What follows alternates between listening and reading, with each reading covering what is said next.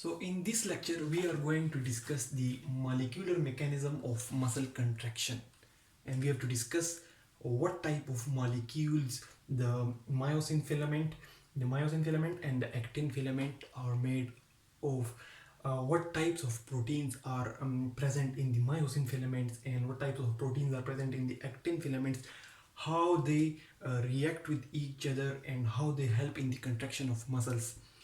Before discussing those things, let's recap what we have studied so far. We have studied that muscle, if cut into two parts, will have certain pockets of muscle fibers that are known as fasciculi. So muscle is made up of multiple packets of fasciculi. Each fasciculi each fasciculus contains multiple muscle fibers. Muscle fiber is surrounded by endomysium, and then the fasciculus is surrounded by a connective tissue known as the perimysium, and the whole muscle is surrounded by a connective tissue known as the epimysium. The epimysium above the perimysium on the fasciculus and the endomysium on the muscle fiber, they are continuous. They combine to make a tendon. The tendon attaches the muscle to the bone. Then if we take a muscle fiber, and we see the muscle fiber is made up of multiple myofibril. Muscle fiber is single cell, and like a cell, the cytoplasm of the cell is known as sarcoplasm, and the cell membrane of the muscle fiber is known as sarcolemma. Then the endoplasmic reticulum of the cell and the muscle fiber is known as sarcoplasmic reticulum. And then we discussed that the muscle fiber is made of, as it is made of multiple myofibrils. Each myofibril is then made up of actin and myosin filaments. These are basically making the thick and thin filaments. The thick filaments are made of myosin filaments, and the thin are made up of the actin filaments. These thick and thin filaments, or the actin and myosin, they make black and white, or the dark and light regions, due to which the muscles as a whole appear striated. The cardiac and skeletal muscle, they appear striated due to these thick and thin filaments, or they are having the light and dark areas. The dark region is known as the A band. The light region is known as the I band. The A band is made up of thick filaments as well as small amount of thin filaments, while the I band, or the light region, is made of thin filaments only. The I band is divided into two parts with the help of this Z line, which is made of special types of protein, and one half of this I band is contributing with the A band, and they are forming the sarcomere. So the distance between two Z lines is known as the sarcomere. The movement of the muscle basically occurs between these two Z lines. The movement occurs basically between the sarcomeres, the Z lines. During the movement of the muscle, which is basically the movement of the myofibrils, and which is basically the movement of the actin and the myosin filaments, it makes the movement of the fasciculi, and that makes the movement of the muscle, that makes the movement of the bone, and that moves the whole human body. So during the movement, basically this is the area between the two Z lines that is moving, and during this time the A band always remains the same, while I band is increasing and decreasing in size. We discussed it is like the body of the bird. The body of the bird is not increasing or decreasing, but the wings of the birds are increasing and decreasing in size, and it is helping in the movement. Microscopically, if we see, the thick filaments will appear on microscope like will appear thick in appearance. The thin will appear thin, and if we see one thick will be surrounded by almost 6 thin filaments. Then how the muscle react? Basically the muscle contract when a nerve brings some current or electric potential, and that potential is transferred with the help of acetylcholine, which is secreted from the nerve fiber. And we discussed that each muscle fiber is basically supplied by single nerve fiber. So that nerve fiber secretes acetylcholine. Due to secretion of acetylcholine, a lot of sodium comes in, and that sodium secrete cause an action potential to spread over the muscle fiber. Due to spread of the action potential, calcium is secreted from the sarcoplasmic reticulum, and that cause the contraction, that cause the movement of the heads of the myosin, along with the movement of the actin, and that cause basically the contraction. So how the calcium cause the movement of the heads of the myosin, how they move the cross bridges, and how they help in movement of the actin, that will be the basic topic of discussion in this lecture. Apart from that, we also discussed that during the rest phase there is a small white area or light area between the two thick filament, between the dark region or the A band. In between the A band there is a light region during the relaxed phase of the muscle, that is known as H phase. That H phase disappears during the contraction when the actin filament cross over each other. Then we also discussed that the Z line, it provides attachment of the actin filaments. This is the Z line that provides attachment for these actin filaments, as well as it connects the myofibril, all the myofibrils, this myofibril with another myofibrils. A lot of myofibrils are present in one muscle fiber, so all the myofibrils are attached with each other with the help of the Z lines. Similarly, we discussed another protein known as the titin, that is providing the main background, and which helps to keep the position of the myosin filament and the actin filament so that they remain in a constant position. Having discussed that, we are going to discuss the molecular mechanism of contraction, that what types of molecules and what types of proteins are making the actin and myosin. So the myosin filament, or the thick filament, it is basically made of myosin molecules. So the thick filament, this is a thick filament, and it has been shown here. This is basically made of myosin molecule. This is one myosin molecule. This is basically one myosin molecule. A lot of myosin molecules are combined with each other, they make thick filament. So this thick filament is basically made up of a lot of myosin molecules. Each myosin molecule has each myosin molecule is made of two heavy chains and four light chains. The red and the blue are two heavy chains, while the green are light chains. So each myosin molecule that is making the myosin filament, the thick filament or the myosin filament, each molecule is made of two heavy chains and four light chains. Then the heavy chains has two parts, a tail and the head. The tails of the heavy chains, the tails of the two heavy chains, they are surrounding each other, and they are basically making the body. The tails of the heavy chains, they are surrounded from each other, and they are basically making the body of the myosin. This is the body of the myosin molecule, the myosin filament or the thick filament. While the head are having two parts. One part of the head on both sides is made from the heavy chain. This is made from the heavy chain, while one part of the head is made from two light chains.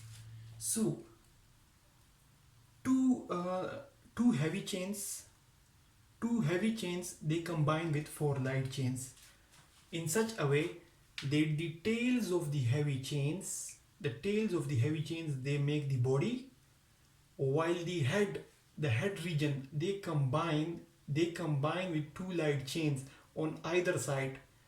One heavy chain is going here, it combines with two light chains. One head is going this side, and it combines with two light chains, and they are making basically the heads of the head or the cross bridges of the myosin filament or the thick filament. So we previously discussed that here we have the cross bridges or the heads So it has the cross bridges or the heads through which it is connected with the actin filament. This is the part with which it is connected with the thin filament. So this is the region where it is connected with the thin filament. So this is the head or the cross bridges. This head or cross bridges, this cross bridge is basically flexible.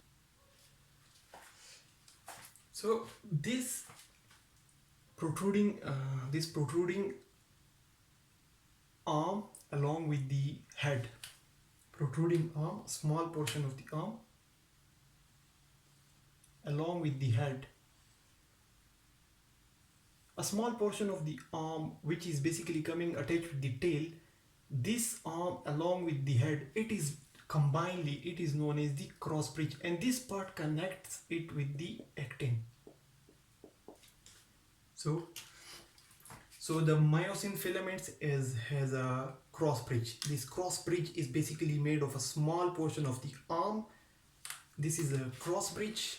So the cross bridge is basically made up of small portion of the arm as well as the head. This head is basically attached with the actin, but it is flexible at two parts. The part at which it is attached with the body or the tail, and the part where head is attached. So these two regions, this region and this region, it is flexible, like it can slightly move like this at these two parts. This is the basically the quality of the myosin filament or the thick filament, because it can allow movement, and this movement will help in the movement of actin filament. If we see the actin filament, for example, this is actin filament. This has been enlarged over here. It is made up of actin, tropomyosin and troponin. The red colored has been shown here. It is basically the actin. This is the actin. This is actin which is present here as a red color, and this actin in itself is made up of G-actin molecules. So the actin filament is made up of three types of proteins: the actin, the tropomyosin and the troponin. The actin in itself is made up of G-actin molecules. On top of that is tropomyosin. So one actin, they are wound around each other like a spiral. So in the spaces, there is a space, here is a tropomyosin, here is a space, there is a tropomyosin, here is a space, there is a tropomyosin, here is a space, there is tropomyosin. So actin with tropomyosin, where is a tropomyosin, and on top of that there is a troponin. The green color is basically troponin, and this troponin is having three parts. So the myosin filament, it had a body and a cross bridge. The body was made up of tails of the heavy chains, while the cross bridge was made up of head and an arm. This head was made up of small part of the heavy chain and two light chains. And as long as the actin filament is concerned, it is made up of actin, the tropomyosin and troponin. The actin in itself, this is basically actin, the red, in itself is made up of G-actin molecules.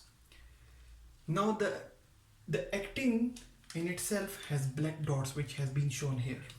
The actin in itself has some black dots. These are the active sites. These black dots are the active sites on the actin, and these are the active sites which has been shown in black color. They will provide attachment of the head of the myosin filament.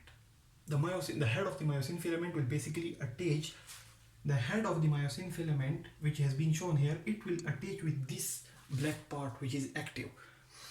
But this active part has been hidden by the blue color tropomyosin, and on top of the tropomyosin there is troponin. The troponin has three parts. troponin T, troponin C, and troponin I. The troponin C has affinity for calcium, troponin T has affinity for tropomyosin, and the troponin I has affinity for actin. So this troponin is attached basically to both of the actin, tropomyosin, and it also has an affinity for the calcium.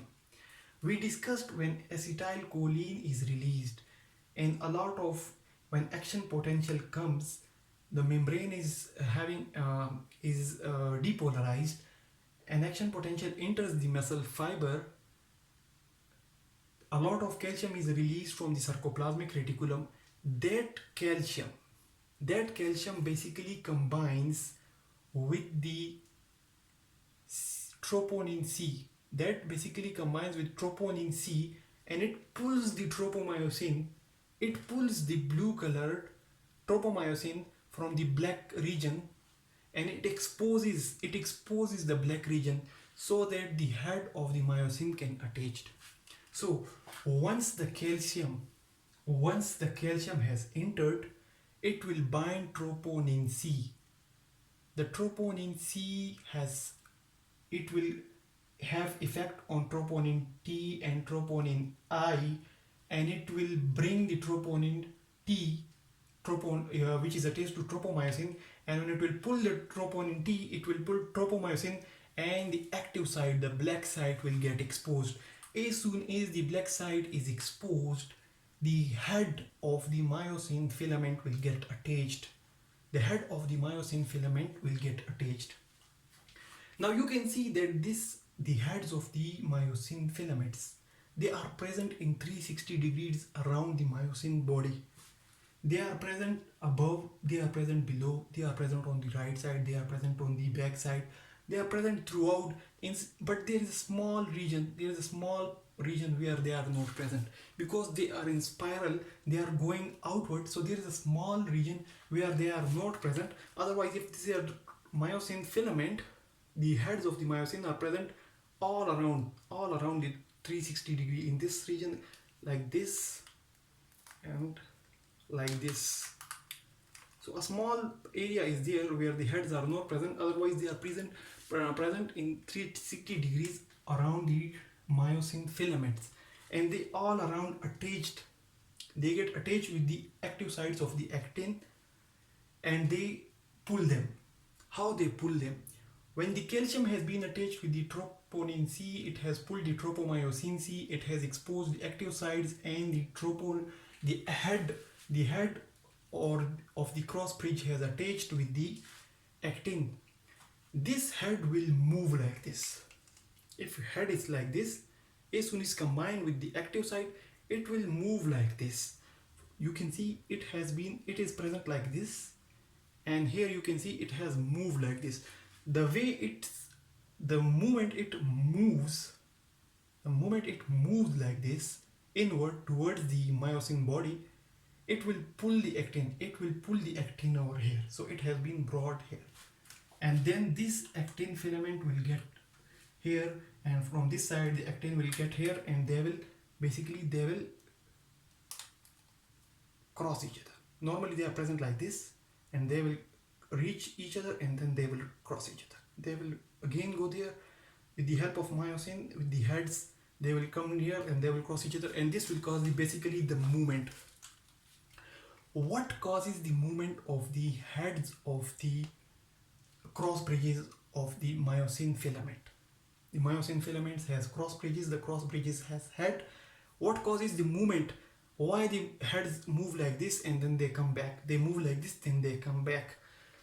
It has been hypothesized in a theory known as the walk along theory, that whenever calcium has been released,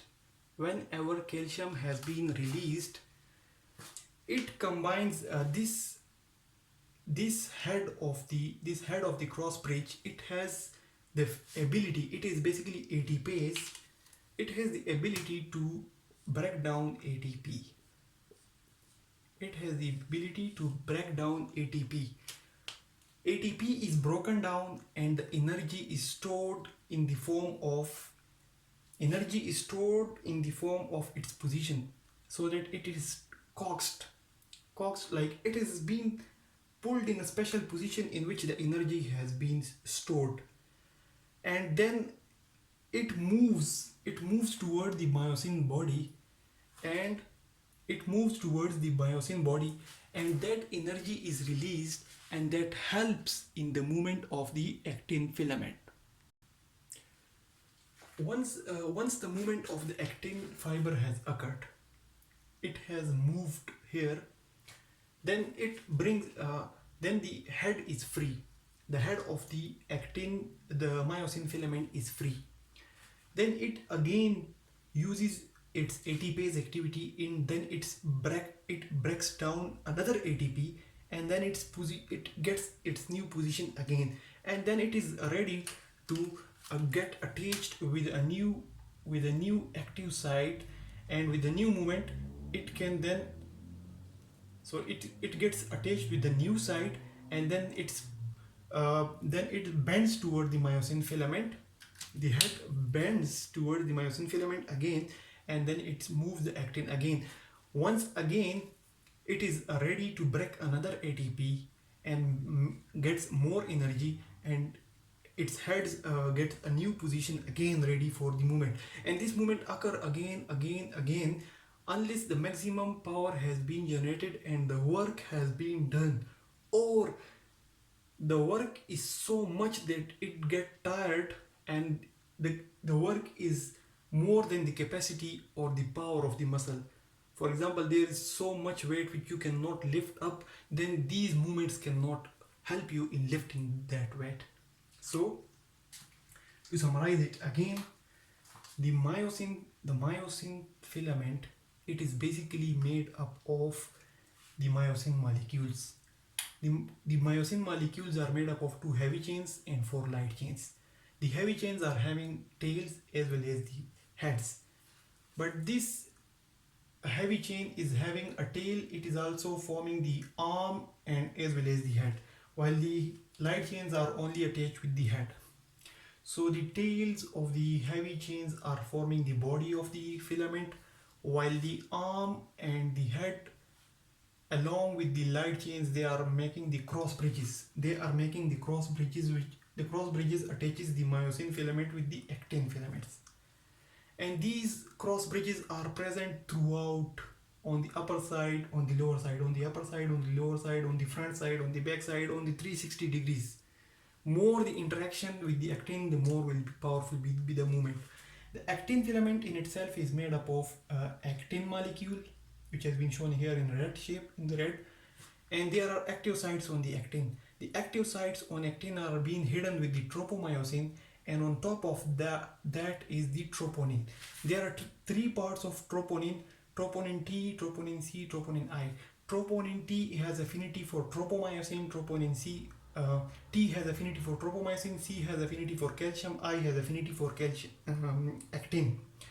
Once signal from the brain comes through a nerve fiber, acetylcholine is released, sodium enters the cell, sodium secretes calcium from sarcoplasmic reticulum. Calcium binds with the trop C along with trop T and trop I pulls the tropomyosin from the active sites of actin. The active sites of actin filaments are exposed, and they bind with the head of the myosin filament. The myosin filament meanwhile breaks an ATP molecule. It gets energy, it gets into a special position, and it gets attached with the active site. It only gets attached with the active site when the active site has been exposed with the help of the calcium. The calcium has pulled the tropomyosin, and then when it gets attached, the head moves in a special way towards the body. It moves towards the body, and it helps in the movement of the actin filament. And this actin filament, it provides the movement of the 2Z lines, the movement of the sarcomere, and this is the basis for the walk along theory. walk along the